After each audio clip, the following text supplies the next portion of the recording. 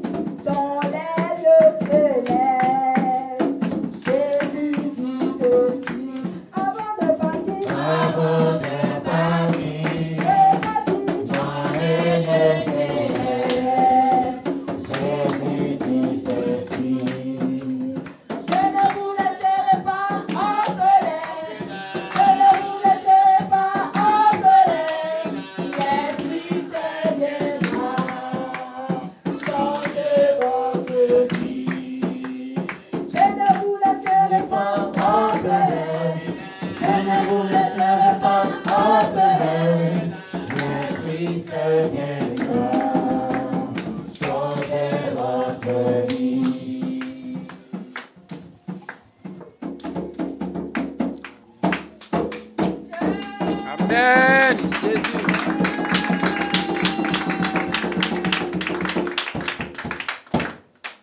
Alors, bien aimé, après avoir fini de louer Dieu, nous allons adorer le Seigneur.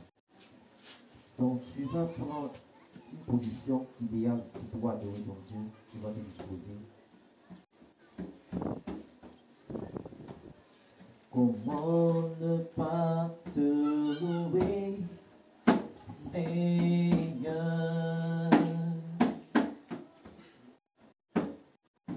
Comment ne pas te louer, Seigneur?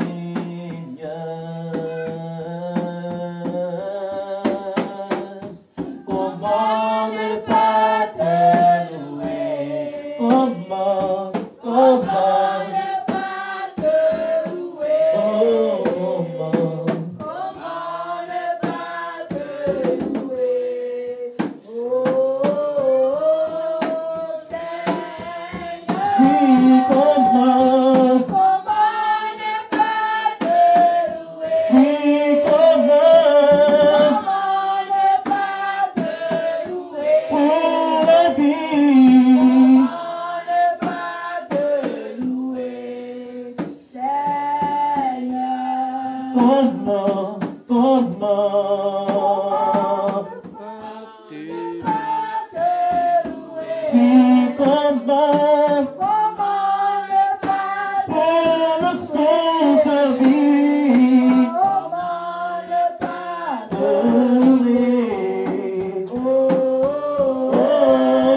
Seigneur. Comment ne pas te louer? Tu es merveilleux. Comment ne pas te louer? Comment ne pas te louer? Comment ne pas te louer, Seigneur?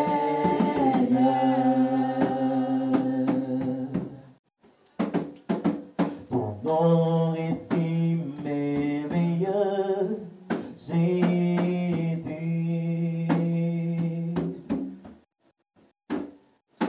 Ton nom est si merveilleux, Jésus.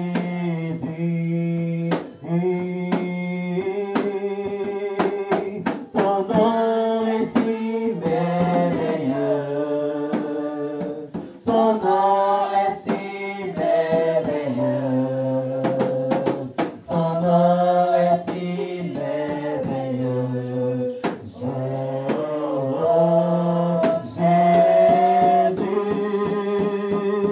Ton nom est si merveilleux.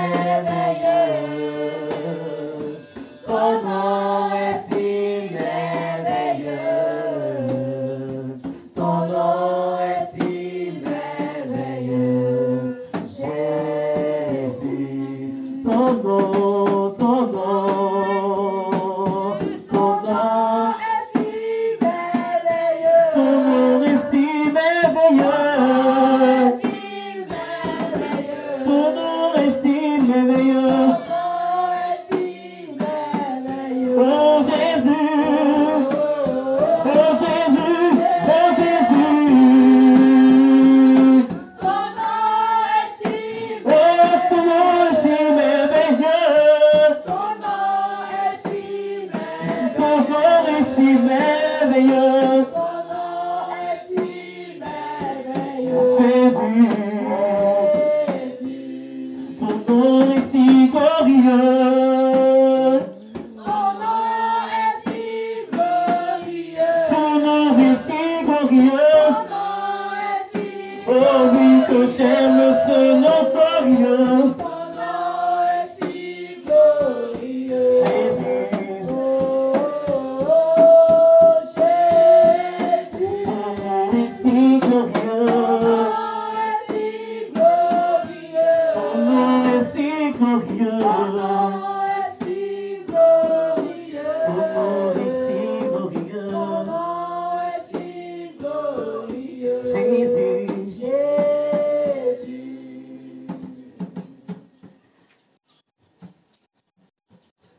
Alléluia, Hosanna. Alléluia, Hosanna. Alléluia, Hosanna. On chante Alléluia. Alléluia, Hosanna. Alléluia. Alléluia, Hosanna. Oh, Alléluia. Alléluia, Oh, oui, Alléluia. Alléluia, Hosanna. Oh, Alléluia. Oui, chante avec ton cœur, chante avec ton cœur. Oh, Alléluia. Alléluia, Hosanna. Oh, Alléluia. Alléluia, Hosanna. Oh, Alléluia.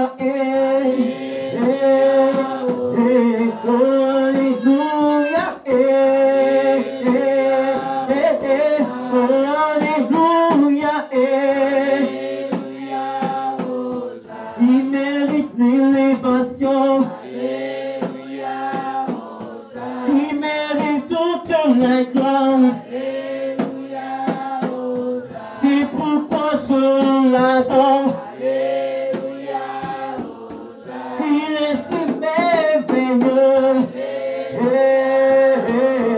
Il est si glorieux. Alléluia, Hosanna. Oh, Alléluia. Alléluia, Hosanna. Oh, Alléluia. Alléluia, Hosanna. Lorsqu'il faisait son entrée à Jérusalem, lorsqu'il faisait son entrée à Jérusalem, ils ont tous chanté. Alléluia, Hosanna. Ils ont tous crié. Alléluia, Hosanna. Ils ont tous chanté. Alléluia, Hosanna. Ils ont tous crié. Alléluia, Hosanna. Ils ont tous sauté de joie. Alléluia, Hosanna. Ils ont tous crié. Alléluia, Hosanna. Quel est ce merveilleux Dieu Alléluia, Hosanna. qui s'appelle Jésus-Christ? Alléluia, Hosanna. Il a payé le prix à la croix Alléluia, Hosanna. pour que tout l'univers Alléluia, Hosanna. soit sauvé du péché. Alléluia, Hosanna. Il s'est sacrifié à la croix. Alléluia, Hosanna. Quel est ce merveilleux Dieu? Alléluia, Hosanna. Il a quitté son royaume. Alléluia, Hosanna. Ils ont craché sur son visage. Alléluia, Hosanna. Ils l'ont même giflé. Alléluia, Hosanna. Ils l'ont même excité à cause de toi. Alléluia, Hosanna. Il a payé le prix Alléluia, Hosanna. pour que tu sois racheté. Tous tes péchés, pour que tu sois libéré. De ton iniquité, pour que tu sois restauré. Restauré, restauré, pour que tu sois racheté. Alléluia, Hosanna. Et Hosanna,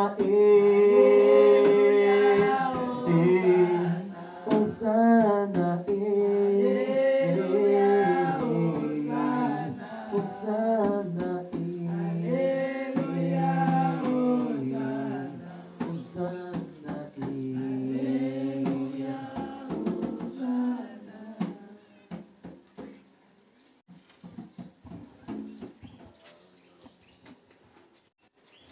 Alléluia, Hosanna, Alléluia, pour sa présence dans ce lieu, pour sa présence parmi nous, pour son action dans ta vie, pour sa présence présence au milieu de nous. Oh, sa grâce. Alléluia, Hosanna. Alléluia, Hosanna. Tu vas dire merci à Dieu, tu vas l'adorer par des prières d'élévation. Tu vas élever son nom au nom de Jésus, prions le Seigneur. Merci notre Dieu, notre Sauveur. Je te loue, je te rends toute la gloire, mon Dieu, mon roi. Oh Seigneur, merci pour ta grandeur, merci pour ta fidélité, merci pour tous tes bienfaits. À toi la gloire, sois élevé, sois béni notre Dieu. Sois magnifié, Dieu de ton Dieu de grâce. Qui est semblable à toi, qui peut s'égaler à toi? Tu es Dieu, tu es puissant. Mon âme t'est bénie, Jésus-Christ.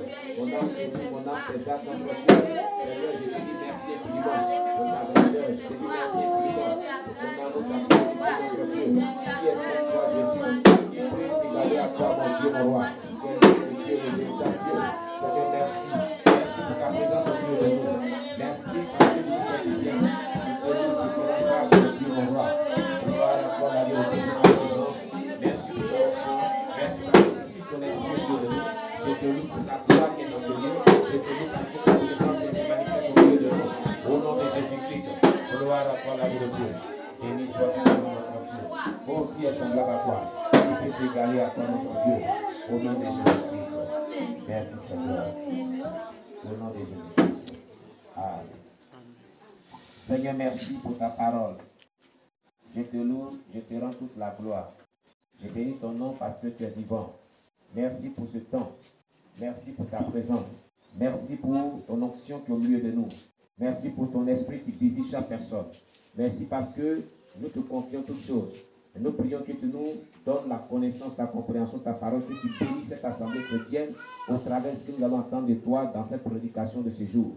Gloire à toi, la Dieu de Dieu. Sois élevé, sois béni notre Dieu. Au nom de Jésus-Christ. Amen. Amen.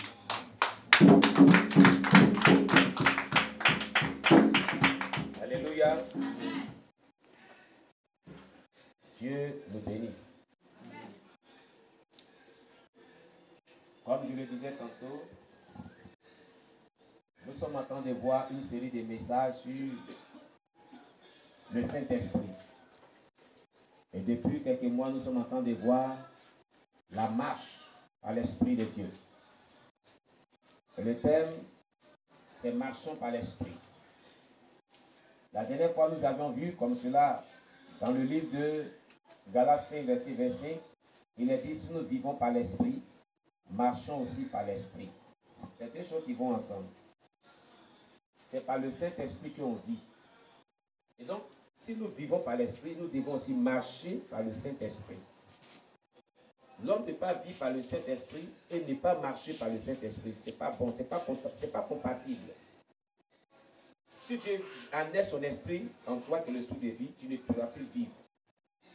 Donc, si son Esprit Saint qui en toi te permet de vivre, alors ce qui est évident, ce qui est vraiment normal, c'est que tu puisses marcher par le Saint-Esprit.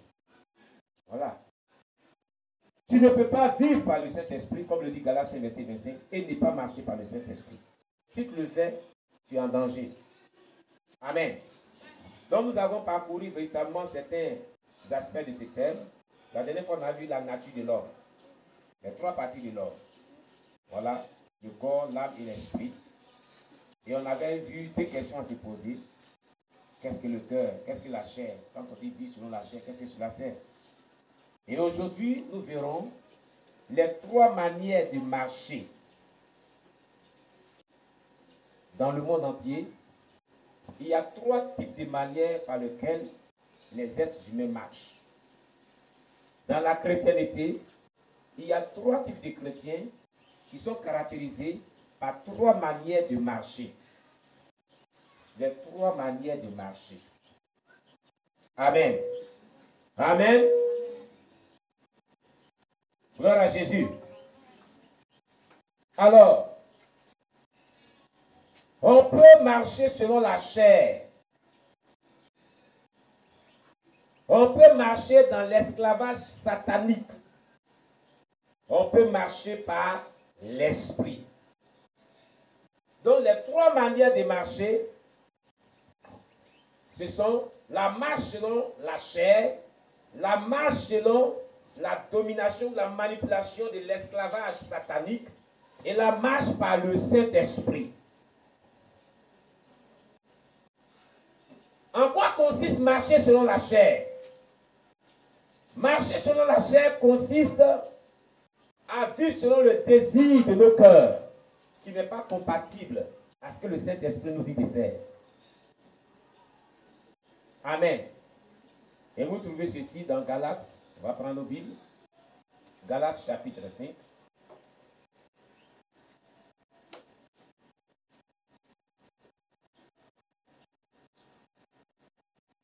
Galates chapitre 5.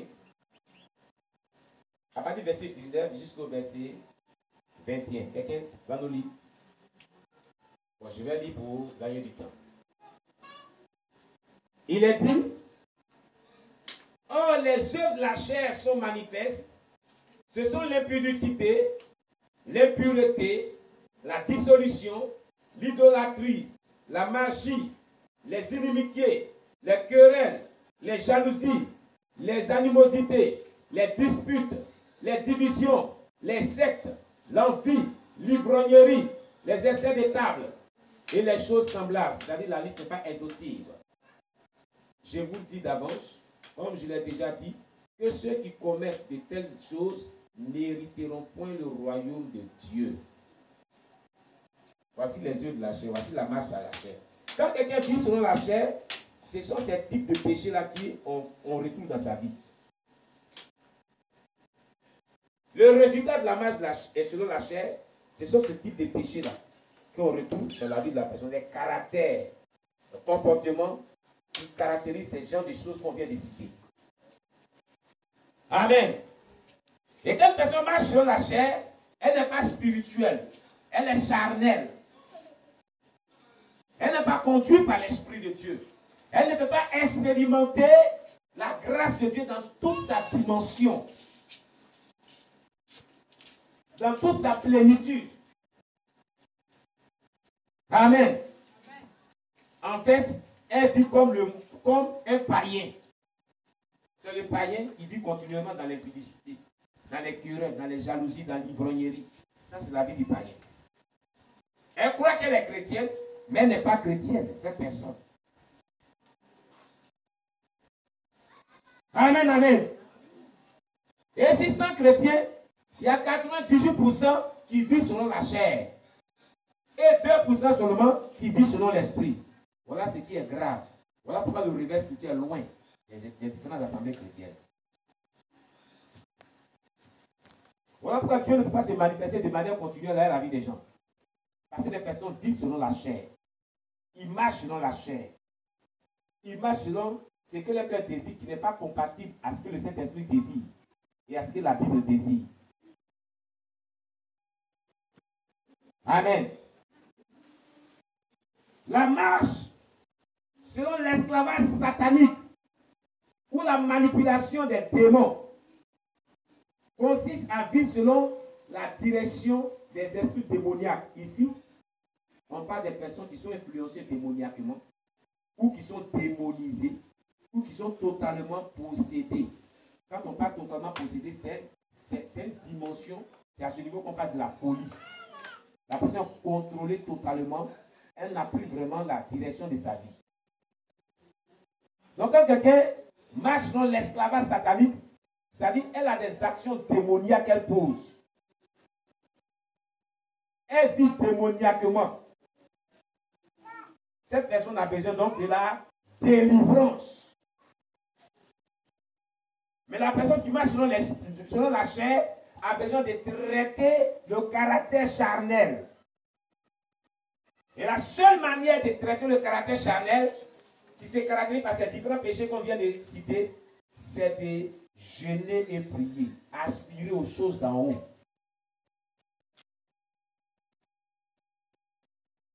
Ne confondez pas les choses.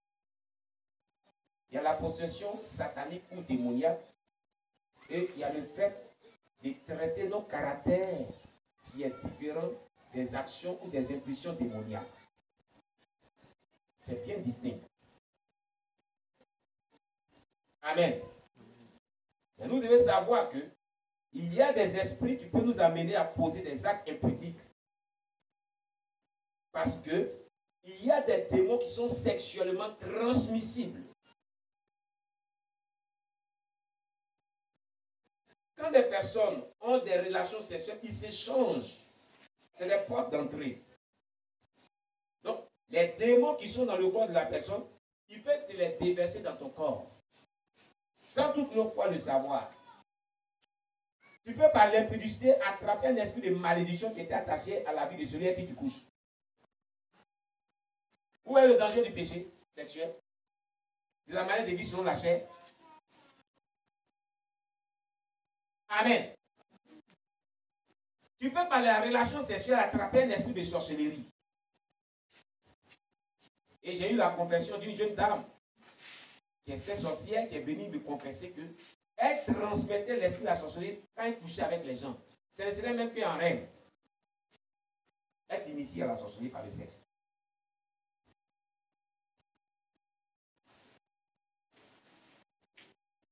Une sorcière ou un sorcier peut t'envoûter par des relations sexuelles. J'étais en charge de pouvoir encadrer une dame. Elle vit, mais son mari, père à son âme, est mort. Il l'a enterré, je crois, dans le mois de juin. Et cet homme était irresponsable. Il préparait la Sainte Seine dans une église, une grande église de la place dont je vais taire le nom. Et cette dame-là vivait dans le même quartier, elle priait avec moi. Un matin, elle venait me voir. Elle était choquée. Parce que je lui disais que tu vas te montrer qui est ton mari. Demande à Dieu de te parler. C'est pourquoi il fait ça. Parce que Dieu m'avait dit, si tu lui dis, ça va être un scandale. Ça va dire que tu étais son mari de sorcier. Mais dis-lui de prier, moi-même je vais me révéler à elle. Qui est son mari? Donc, quand je lui ai dit d'aller prier, excusez-moi, son mari voulait aller avec elle. Du coup, pendant que son mari veut aller avec elle, elle voit sur le sexe de son mari les feuilles d'une plante qui est attachée. Donc elle a poussé son mari, et c'est pour ça. Il dit, mais il y a quel problème? Il y a quel problème?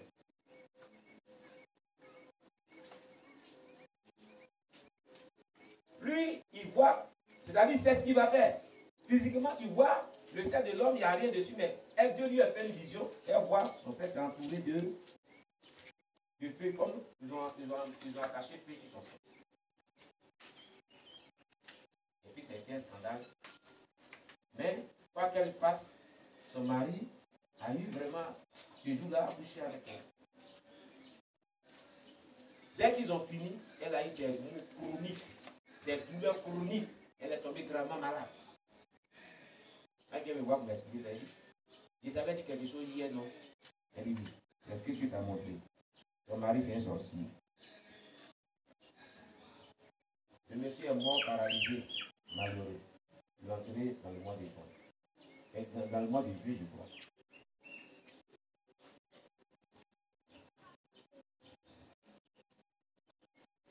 Amen, amen. Donc, vivre continuellement selon la chair, dans l'impudicité, la fornication, la dissolution, le mensonge, l'ivrognerie, tu ouvres des portes aux démons. C'est pour ça qu'il n'est pas bon d'être guidé par la chair. Amen.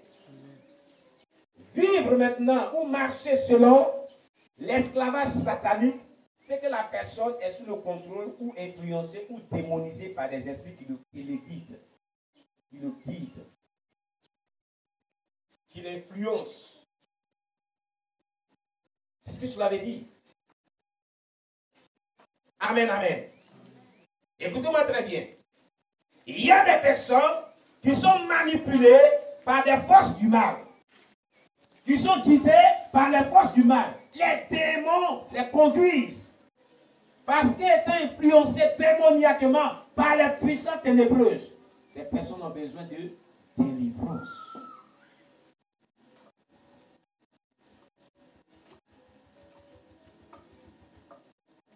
Amen. Amen.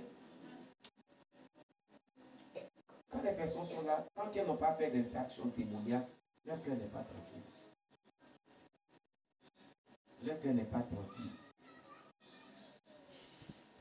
Ils sont là, puis ils attendent une voix qui leur dit. Mon père spirituel, il me disait que quand il rentre dans la maison de sa maman comme ça, il y a une voix qui lui disait l'argent là, elle a caché ça dans la valise là. Là, il était un voleur. L'argent dans la valise là. Les gars, prête la valise là. Gigos qui est là, pas Gigos, comme chose, Chris qui est là, ancien voix Gigos, par au village là. Gobelé là. Gobelé là. Quelqu'un qui voit maintenant bandit dedans là. Gigos là, c'est derrière la valise là. Comme tu as volé le côté là, donc elle a caché ça pour mettre ça à l'autre côté. Il attend une voix, il attend une voix, c'est les démons. Qui le guide, où l'argent se trouve. Une conception d'un haut niveau. Donc, être conduit par des esprits sataniques. Il y a des gens qui attendent la voix des démons. Et ils croient que c'est le Saint-Esprit qui les parle. Il y a un danger à ce niveau. Il faut une délivrance. Amen. Quand quelqu'un l'a dit, il y a une voix qui me dit, il faut gêner. Il y a une voix qui me dit, il ne faut pas gêner. C'est que la personne a un problème de délivrance. Vous voyez, il ne peut pas avoir 2 mètres dans une bateau. Il ne peut pas avoir 2 mètres dans deux capitaines dans un bateau. Toi, dans ton bateau, là, il y a 2 capitaines. Donc, toi, il faut faire attention. Et tu es confus. Tu ne sais plus maintenant quelle est la voix qui est la voix de Dieu. C'est-à-dire que spirituellement, tu as un problème. Donc, ton problème, il est spirituel. Alléluia. Il doit être soit un problème des yeux de la chair, ou soit d'un problème satanique. La manipulation des démons. Est-ce que quelqu'un m'écoute très bien? C'est pour cela, il y a des personnes que Dieu parlait. Arrivé à ce moment, elles sont confuses. Elles s'appuient si c'est la voix de Dieu. Elles s'appuient si c'est la voix de leur propre chair. Ou elles s'appuient si c'est la voix de la direction satanique. Parce que pourquoi souvent les gens, la voix satanique les parle? Il y a qu'ils n'ont pas été délivrés comme il se doit. La délivrance n'a pas été bien faite. Et quand la délivrance n'a pas été bien faite, les esprits là réagissent après. Tôt ou tard, ils vont te rattraper. Ils vont réagir négativement sur toi, ils vont t'influencer. Jésus a dit, tout arbre est reconnu par le fruit qu'il produit.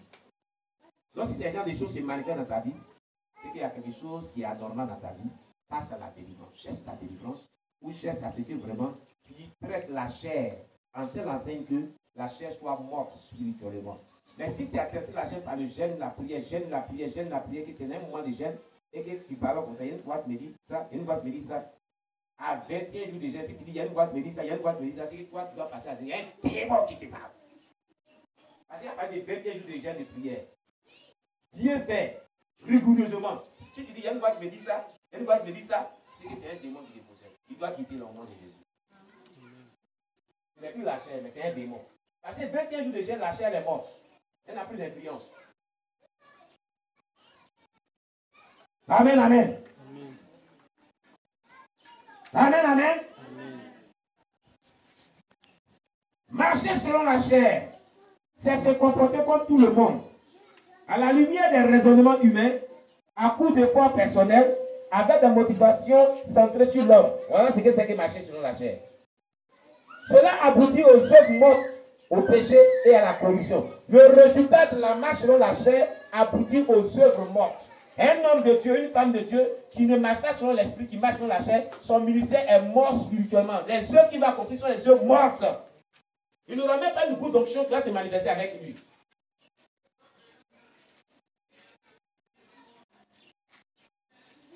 Ses motivations seront humaines, charnelles, et puis il n'aura pas vraiment l'action du Saint-Esprit. Non, non, non. Il sera corrompu de la tête jusqu'au bas. Amen, amen. Amen, amen. On va voir quelques exemples bibliques de la marche selon la chair. Prenez Genèse 11, verset 3 à 9. Genèse chapitre 11, verset 3 à 9. Vous allez voir la marche selon la chair. On va aller un peu vite. Aussi, quelqu'un prépare Genèse 16, verset 2. Et puis une troisième personne prépare Nombre 20, verset 7 à 12.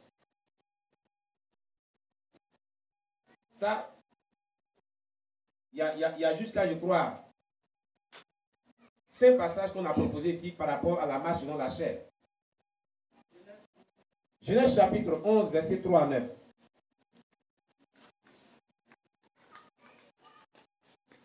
Là où on parle de la tour de Babel.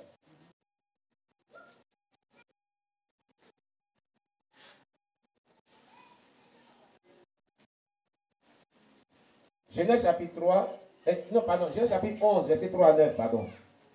Genèse chapitre 11, verset 3 à 9.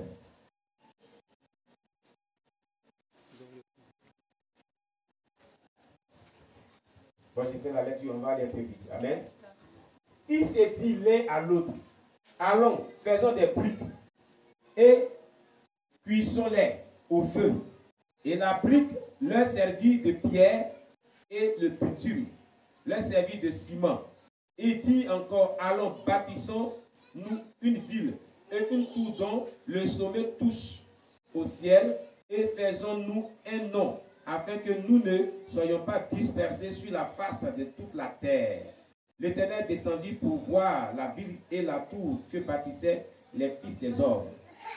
Et l'Éternel dit, voici, ils forment un seul peuple et ont tous une même langue, et c'est là ce qu'ils ont entrepris.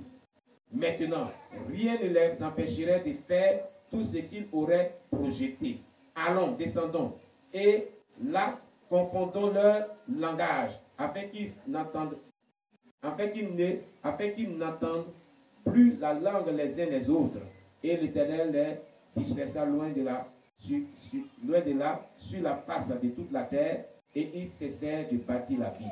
C'est pourquoi on l'appela du nom de Babel, car c'est là que l'Éternel confondit le langage de toute la terre, et c'est de là que l'Éternel les dispersa sur la face de toute la terre. Voici une vaine manière d'agir, une manière charnelle. Ils sont dit un matin, se lèvent un matin, baptisons une ville, et puis mettons une tour qui allait toucher Dieu en haut. Et puis parlons une seule langue.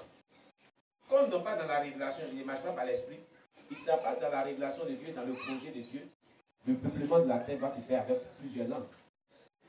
Quand tu es charnel, tu ne peux pas, on a vu ça tout à l'heure dans la méditation, tu ne peux pas rentrer dans l'intimité de Dieu pour qu'il te dévoile ses secrets, ses projets. Parce que celui qui est intime avec toi, tous ses secrets, là, il te dévoile.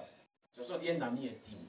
Rien n'est caché. C'est qui est intime, rien n'est caché. Il va te dire toutes choses. Amen. Il va te dire toutes choses. Il ne va pas te cacher quoi que ce soit. Donc, est-ce que le projet a réussi? Tout s'est écroulé. C'est devenu une œuvre morte. Donc, quand tu vis selon la chair, tu conçois tes projets selon la chair, tu œuvres pour le Seigneur selon la chair, tu entreprends toutes choses selon la chair, cela finit par s'écrouler. Cela n'aboutit pas selon le plan de Dieu. Aujourd'hui, les chrétiens échouent dans leur vie parce qu'ils sont des chrétiens charnels. Ils ne vivent pas selon... J'ai fait un projet de Gabadron. C'est bien. Je ne vais pas interroger Dieu. Mais il me dit, peut-être que là-bas, la beauté là, comme les gens fréquentent le point là beaucoup. Donc je crois que sur le bouton, il peut même passer mon Gabadron. Mais c'est Dieu qui veut là. Il ne faut pas faire comme Pierre et ses frères. Ils ont pêché toute la nuit partout, ils sont revenus jusqu'au petit matin, Jésus apparaît. Ils sont en train de prier parce qu'ils sont fatigués. Toute la nuit, ils étaient sur le lac. Parce qu'ils n'avaient pas le Saint-Esprit. Ils agissaient charnellement. Jésus leur dit, embrassez votre bague devant. Il dit, ah, mon vieux, il avait vu faire quoi? Nous avons travaillé toute la nuit, on n'a rien gagné. Et toi, tu viens un matin comme ça. Et puis écoutez, Pierre savait qui était Jésus. Toi, un fils de charpentier. Nous, on est maîtres pêcheurs. Tu vas nous apprendre quoi? Nous, on est maîtres pêcheurs. Toi, un fils de charpentier qu'on a vu d'être ici, on est au courant de ton affaire. Tu connais la pêche où? Jésus dit, par ce passage, il peut te comprendre, tu peux être maître pêcheur, mais tu peux faire la pêche par la chair. Parce que quand tu as le Saint-Esprit, même le travail que tu ne connais pas, il te fait connaître ça. Au nom de Jésus. Amen. Alléluia. Amen. Donc Jésus t'a dit, avancez votre bac. Mais quand on a dit avancez votre bac, c'est pas n'importe comment. Il dit là, jeté le filet là. Parce que ce là, il avait la révélation que les poissons étaient là. Dans cette superficie, les poissons étaient là. Les poissons n'étaient pas à gauche, ni à droite. Mais là, où il a dit? Là. Parce que Jésus était connecté au Saint-Esprit. Il vivait par l'Esprit. Il savait où se trouvaient les poissons. Donc quand tu allais mettre ton bâtard à la plaque d'abord, et ce n'est pas là où Dieu t'a révélé, Dieu devait te révéler, ça va s'écouler ton commerce. Il faut là, le secret là, où Dieu va avoir les clients, où il va te prospérer, où le ciel sera favorable, où le ciel sera connecté à ton Dieu, pour attirer les gens. On ne prend pas, on ne prend pas n'importe comment sans la vie du Saint-Esprit, sinon tu échoues. Alléluia! Alléluia! Amen. Est-ce que quelqu'un m'écoute ce matin? Amen. Donc, les projets s'est écroulé. Parce que ce matin, ils sont levés et disent que Dieu, là, il faudrait que toi-même, on va le toucher au ciel là-bas. Or, pour le trouver, il faut mourir pour le trouver. Eux, ils disent donc physiquement, là, ils vont le trouver là-bas. Parce qu'ils sont charnels. Amen, amen. Quelqu'un nous lit le deuxième passage, Genèse 16, verset 2. Genèse 16, verset 2, vite. Genèse 16, verset 2 nous dit, et Sarah dit à Abraham, non, donne-lui. On en connaît, donne-le, on en connaît. Faut actionner le micro. Et Sarah dit à Abraham, voici, l'Éternel m'a rendu stérile. Viens, je te prie, vers ma servante. Peut-être aurais-je des enfants par elle. Et Abraham obéit à la voix de Sarah. Voilà un homme aussi. Un homme qui m'a toujours Dieu, qui a répondu Dieu jusqu'à la machine, Dieu jusqu'à. Depuis ses parents. Et puis lui-même a dit Sarah, suis-moi. Aujourd'hui, c'est Sarah qui le conduit. Et ça vous fait rire. Acclamez le Seigneur Jésus pour vous-même. Ça veut dire quoi? Tu peux aussi être habitué à marcher le Saint-Esprit, être correct même devant Dieu, mais tu peux te tromper parce que tu n'es pas Dieu. Vous comprenez? Voilà tout est quitté le problème de l'humanité. Qu'on vit aujourd'hui. Le problème qu'on a dans l'humanité. Voilà où tout est quitté. Parce qu'il y a un homme qu'on appelle Abraham, s'est levé le matin, il a écouté la voix de sa femme Sarah. Si c'était lui, là, il l'a sauté sur l'occasion. Peut-être qu'il était en train de convoiter cette petite-là. Parce que les jeunes filles égyptiennes étaient très belles. Hein? Hey! Égyptienne, son teint là. Aïe, aïe, aïe! Il s'est dit, si moi-même je vais là-bas, il va avoir problème. Et puis peut-être qu'il priait dans son corps, c'est pas. Comme la Bible ne le dit pas, c'est moi qui suis en train de spéculer comme ça, la Bible ne le dit pas. Et matin, Sarah dit, mais tu peux. Il dit, hey, si délivré. Maranatha! On acclame le Seigneur Jésus. Je suis délivré. Amen, amen. Amen. Sarah vient matin dit, je suis vieille. Promets de Dieu là, ça tarde depuis longtemps. Mais je ne veux pas que les gens là, nos esclaves là, héritent de nos biens. Je veux que ça soit ton sang. Ton sang. Peut-être que comme c'est moi qui suis le problème. Elle est là, la petite là. Va avec elle, on va donner un descendant. Il va hériter de nos biens, c'est ton sang. Il dit, mais Sarah, on est peut-être dans mon cœur depuis longtemps. Parce que cette affaire-là, moi-même, j'ai fait ça depuis longtemps. Mais quand tu m'as donné le feu vert, il n'y a pas de problème. La chair, dis souvent la chair. Il n'est pas allé consulter Dieu pour voir si la proposition de Sarah était de Dieu. Mais il s'est jeté sur l'occasion et il a mis au monde Ismaël. Quand Ismaël est né, tous les résultats des actions charnelles ont des conséquences. Des conséquences. Devient des œufs mortes. Quand Ismaël est né, ça n'a pas duré net. Voilà la promesse de Dieu, ça conduit sur Sarah elle-même. Elle tombe enceinte, elle enfante Isaac. Maintenant, elle se lève un matin, Agas regarde Sarah un matin et dit, il est koyo. C'est mon fils qui est le premier. Il est fou. Les héritiers là, on va voir, il va avoir beaucoup même d'ailleurs. C'est mon fils qui est le premier. Elle commence à mortifier sa maîtresse. Elle commence à se moquer de lui. Elle commence à se comporter mal d'elle, pardon. Un matin, c'est là, il dit, hein, c'est vrai que c'est moi qui ai fait que tu as eu cette affaire. Ah bon? C'est moi qui ai fait. Et c'est comme ça. Quand tu envoies une servante dans ta maison, et puis tu vas, et tanti, et tanti, tanti, et tantin. Après, quand tu prends les pieds par deux, c'est qu'elle a goûté quelque part, ou tu goûtes aussi. Ah! C'est qu'elle dit là, c'est bon. Est-ce qu'on ne vit pas ça? Aga a commencé à parler aussi bien aussi. Quand Sarah parle d'un, parle deux. Parce que Sarah, tu lui as donné la permission de goûter ce que tu goûtes. Alléluia. Amen. Oui, oui. Tout est permis, mais tout n'est pas utile. C'est comme quelqu'un pouvait le dire. Alors, Sarah se lève un matin et dit, Abraham, c'est moi qui avais parlé. C'est moi qui t'ai dit, renvoie-la et son enfant. Il dit quoi? C'est mon sang, hein? Ismaël aussi est mon sang, hein? C'est là qu'il va se rappeler que c'est son sang. Et c'est maintenant qu'il va se souvenir de Dieu pour aller consulter Dieu. Il va se mettre à genoux, pleurer. Donc Dieu regarde ses femmes. Il y a dans quel problème il est? Dieu dit à Abraham, quand Sarah t'avait dit d'aller vers Agar, m'as-tu consulté? Il dit non, il dit, bon, va faire ce qu'il a dit. Il faut la suivre vers son affaire. Il faut la suivre déjà bien. Tu vas et puis tu chasses Ismaël, tu chasses Agar.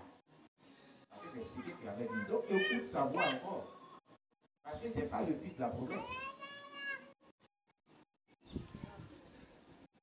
La marche à la chair aboutit à des conséquences. Et quand Ismaël partait, la suite c'est quoi? Dieu a dit à Abraham, c'est Dieu qui a dit à Abraham, il ne sait plus. Mais il a dit par la suite qu'une malédiction a été issue Ismaël. Il sera père d'une multitude aussi. Mais ses descendants se comporteront comme un âne sauvage contre les frères. Et les Ismaélites sont au milieu de nous. Ils se comportent comme des ânes sauvages envers nous aussi, toujours. Voilà tous nos problèmes équipés, depuis longtemps. Les Ismaélites, nos frères d'en face là. Vous connaissez les Canadiens, non? Amen. Hein? Amen. C'est pas toujours dit, hein? Mais vous connaissez les Canadiens. Amen. C'est ce que nous vivons aujourd'hui, les Ismaélites. C'est tous ceux qui sont musulmans. Tous ceux qui habitent le nord, musulmans. L'arabe, un peu barbare, un peu violent, un peu qui agit dans l'animosité. C'est ce qu'on vit aujourd'hui. C'est une malédiction de l'Éternel qui est sur eux. Je vais caractériser comme des ânes sauvages. La conséquence des œuvres charnelles. Voilà, tout ça aboutit. Amen, amen. Donc si toi toujours tu vis selon ta chair, les conséquences seront la faute de qui? La faute de qui? C'est pour ça, vous ne répondez pas. Hein? Vous ne répondez pas, vous ne répondez pas, vous répondez. Les conséquences sont pour qui? Amen, amen. Il y a un autre passage. Nombre chapitre 20, versets 7 à 12. La désobéissance de Moïse. Vous notez passé hier relaté l'histoire. Amen. Un jour, Moïse, le peuple dit on a soif. Ils sont dans le désert. On a soif. Bon, je vais donner Nombre chapitre 20, verset 7 à 12. Nombre chapitre 20, verset 7 à 12. Moïse, le peuple dit qu'on a soif. On a soif. On a soif. Tu nous envoies dans le désert, c'est pourquoi on met de soif. Dieu dit à Moïse, Dieu lui parle. Dieu dit Moïse. Lui au moins, il a entendu la voix de Dieu. Mais c'était son ami fidèle. Dieu dit Moïse, prends ta canne. Il faut frapper le rocher là une fois. L'eau va sortir, ne peut pas boire. L'homme, on a étudié tout à l'heure, qui faisait exactement tout ce que Dieu dit là. Voilà l'homme là, qui est toujours fidèle dedans là. On va voir ce qu'il va faire. Il prend les crédits et vous ne pouvez les dire. Est-ce que c'est de ce rocher là que l'eau peut sortir, vous allez boire? Et puis, on acclame le Seigneur Jésus. Ouais, toute œuvre qu'un être humain fait n'est jamais parfaite. Parce qu'il est humain. Elle ne va marcher Dieu correctement jusqu'à un consumer va trébucher un jour. Parce qu'il n'est pas Dieu. Il dit, regardez-moi ce peuple-là. Est-ce que c'est de ce rocher-là que l'eau peut sortir, vous allez boire? Et puis il tape quand même. Je dis, Moïse, puisque tu ne vas pas sanctifier aux yeux de Dieu, tu vas voir de tes propres yeux. Et puis il y a un politicien qui avait encore du là. Vous allez voir de vos propres yeux.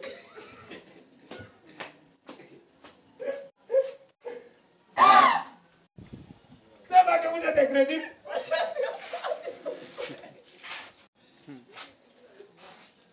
Alléluia.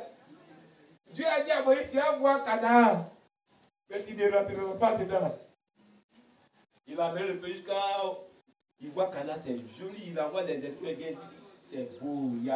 C'est un pays où coule même vraiment. Ce que tu t'as dit, le lait, le miel. Mais tu ne rentreras pas là-bas.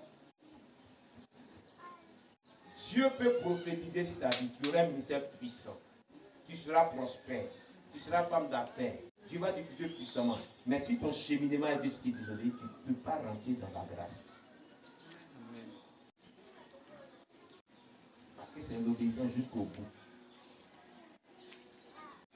Vous comprenez cela?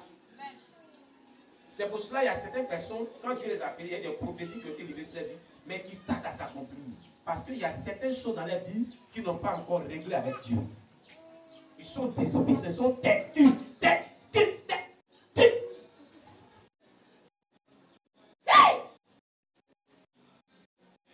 Maranatha! Oh, acclame Jésus! Amen. Alléluia! Amen. Moïse aussi a été têtu aussi à sa manière. Dieu l'a empêché de rentrer dans Canaan. Il a vu, mais n'est pas rentré. D'abord, il a dépouillé son sergent-chef qui était sur Aaron. Aaron a désobéi, toi, il a été déprimé. Il a amené sur le bord devant les gens, il a donné tous ses vêtements. Il dit, parce que tu as désobéi, Dieu dit, tu ne rentres pas. Quand il a fini pour lui, Dieu dit, toi aussi, tu ne vas pas rentrer parce que tu vas désobéir aussi. Vous devez vous rentrer. C'est Josué. Il va rentrer là-bas. Pourquoi Josué? Parce que Josué est resté dans l'humilité. La soumission à Moïse, la soumission à Moïse, la soumission à Moïse, la soumission à Moïse. Le père même n'est pas rentré dans Canaan. Et Josué est rentré dans Canaan. À cause de l'obéissance, la soumission. Il était soumis au père spirituel, soumis. Il était même son serviteur. La Bible dit Josué, serviteur de Moïse. C'est quand Moïse est mort que la Bible dit Josué, serviteur de l'Éternel. Donc quand il y a un enfant spirituel, ce n'est pas soumis. Attention. Attention. Quel que soit ce que Dieu va faire avec toi, tu ne pourras jamais être comme ton père spirituel. Jamais. Jésus l'a dit. Il le dit, ce n'est pas plus grand que le maître. Non, tu ne peux pas. Quel que soit, garde cette humilité et cette soumission. Sinon, tu vas te gâter sur le chemin. Ah, il vous prévient, tu vas te gâter sur le chemin. Si nous, on est arrivé là, on a obéi à nos parents spirituels. Amen, amen. Amen. Amen. Il n'est pas rentré. Le résultat de la manière charnelle, Dieu lui dit de la manière spirituelle de taper, il tape de la manière charnelle le rocher. Vous voyez, c'est deux trucs. Dieu dit qu'il faut taper le rocher là, et puis il va sortir. Il n'a pas dit qu'il faut mettre d'autres paroles derrière. Mais lui, il tape et puis mettre d'autres paroles derrière. Est-ce que c'est des, regardez-moi, des ingrédients que c'est de ce rocher là, l'autre peut sortir, vous allez voir. C'est de ce rocher là, l'autre peut sortir, vous allez voir. Alors que toi, tu as dit qu'il va sortir. Il a manifesté une incrédulité avec les autres. C'est ce peuple qui dit. Et puis il met la pose sur le peuple incrédule. C'est de ce rocher là que tout. Quand c'est lui qui fait son incrédulité qu'il l'amène à l'autre, mais il accuse le peuple.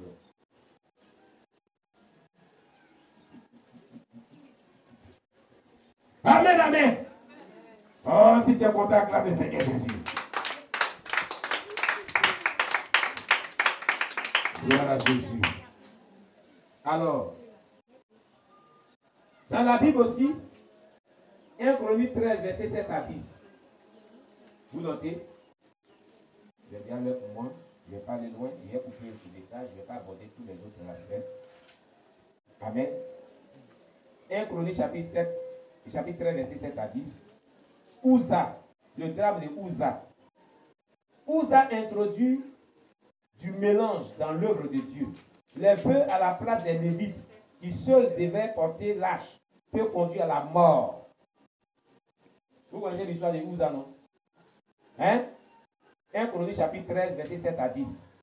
La Bible déclare que David avait ordonné qu'on fasse chercher l'âge de l'alliance de la maison d'Édom, Obed d'Édom. Parce qu'elle a appris que, quand elle a appris que l'âge, elle est âge. Quand on avait l'âge, il dansait devant l'âge, il était content. Il dansait, il dansait. Maintenant, Uza a vu que Uza, il était là. Les Lévites sont eux qui devaient attraper les choses lâches. Il n'était pas là, l'âge était conduit par les bœufs. Donc les bœufs ont commencé à trébucher, puis l'âge voulait tomber. L'âge voulait tomber. Ça c'est précieux, pas ça toi. Qui t'a invité dans l'œuvre de Dieu? Qui t'a invité à venir toucher? Dieu peut se défendre lui-même. Tous les gens Dieu l'a frappé pour aller voir ce Dieu. Ah, David a été choqué. Hein.